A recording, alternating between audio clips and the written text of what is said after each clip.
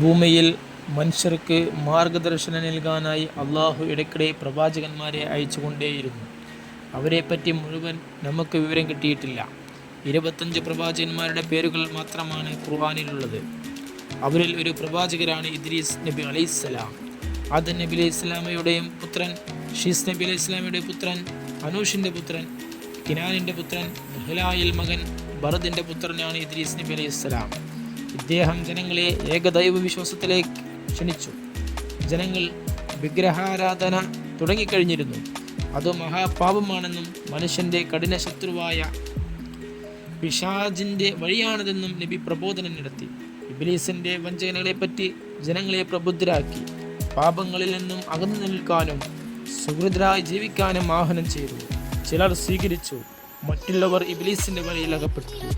ദുനിയാവിലെ നൈമിഷ സുഖങ്ങൾ മാത്രം ലക്ഷ്യം വെച്ച് ജീവിക്കുന്ന പാപരന്മാരായ ഇദ്രീസ് നബി അലൈഹി ഇസ്ലാം ഉപദേശിച്ചുകൊണ്ടേയിരുന്നു. ഇത് വെറും സ്വപ്നലോകമാണ്, പരീക്ഷണ ഭൂമിയാണ്, ശോഷത സുഖലോകം സ്വർഗമാണ്. ആ സ്വർഗത്തിൻ്റെ കൃഷിസ്ഥലമായി ഇതിനെ ഉപയോഗപ്പെടുത്തുക, അല്ലാഹുവിനെ ഭയപ്പെട്ട് ജീവിക്കുക ഇത്യാദി സതുപദേശങ്ങൾ നൽകിക്കൊണ്ട് ഏതാനും വർഷങ്ങൾ ഇദ്രീസ് നബി അലൈഹി ഇസ്ലാമിൻ്റെ പ്രബോധന പ്രവർത്തനങ്ങളിൽ വ്യാപൃതനായി. ഇദ്രീസിനെ നാം ഉന്നത സ്ഥാനത്തേക്ക് ആരോഹണം ചെയ്യിച്ചു എന്ന് ഖുർആനിൽ അല്ലാഹു പറയുന്നു. ഒരു ദിവസം അസ്രായേൽ എന്ന മലക്ക് ഇദ്രീസ് നബി അലൈഹി ഇസ്ലാമിയുടെ മുമ്പിൽ പ്രത്യക്ഷപ്പെട്ടു. നബി ചോദിച്ചു, നിങ്ങൾ ആരാണ്? ഞാനാണ് റൂഹിനെ പിടിക്കുന്ന അസ്രായേൽ എന്ന മലക്ക്. എങ്ങനെയാണ് റൂഹിനെ പിടിക്കൽ? നബിയെ അത് പറഞ്ഞ് മനസ്സിലാക്കാൻ സാധിക്കുകയില്ല.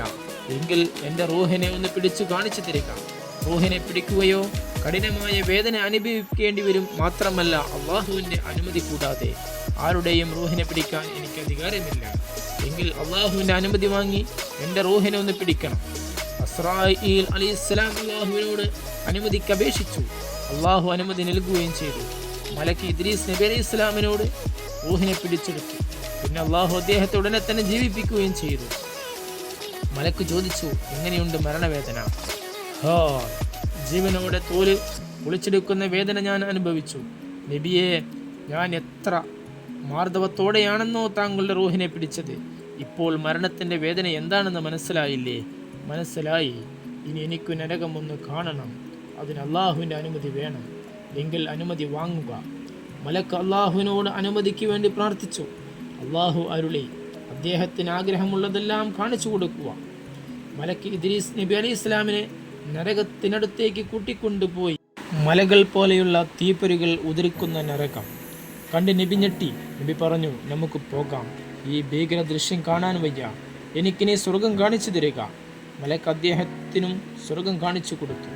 രത്നഖചിതവും അംബരചുംബികളുമായ കൊട്ടാരങ്ങൾ, മുത്തും പവിഴവും ചിതറിക്കിടക്കുന്ന ഉദ്യാനങ്ങൾ, അപസ്സര സുന്ദരിമാരുടെ നൃത്തങ്ങൾ, പാലും തേനും ഒഴുകുന്ന അരുവികൾ, അങ്ങനെ എല്ലാ സുഖസൗകര്യങ്ങളുടെയും കേദാരമായ സ്വർഗം കണ്ടപ്പോൾ നബി പറഞ്ഞു, എനിക്കതിലൊന്ന് കടന്നു നോക്കണം. അത് പാടില്ല. കടക്കണമെങ്കിൽ അള്ളാഹുവിൻ്റെ പ്രത്യേകാനുമതി വേണം. എങ്കിൽ അനുമതി വാങ്ങുക. മലക്ക് അള്ളാഹുവിനോട് അനുമതിക്കായി പ്രാർത്ഥിച്ചു. അള്ളാഹു അനുവദിച്ചു. ഇദ്രീസ് നബി അലൈഹി ഇസ്ലാമിനെ സ്വർഗത്തിൽ കടന്നു. എന്നിട്ട് മലക്കിനോട് പറഞ്ഞു, ഞാൻ ഇനി പുറത്തു കടക്കാൻ ആഗ്രഹിക്കുന്നില്ല. താങ്കൾക്ക് പോകാം. അത് പറ്റില്ല. കാരണം മരണശേഷമല്ലാതെ സ്വർഗത്തിൽ സ്ഥിരതാമസമാക്കാൻ പറ്റില്ല. ഞാൻ മരിച്ചുവല്ലോ. നിങ്ങൾ തന്നെയല്ലേ എൻ്റെ റൂഹിനെ പിടിച്ചത്.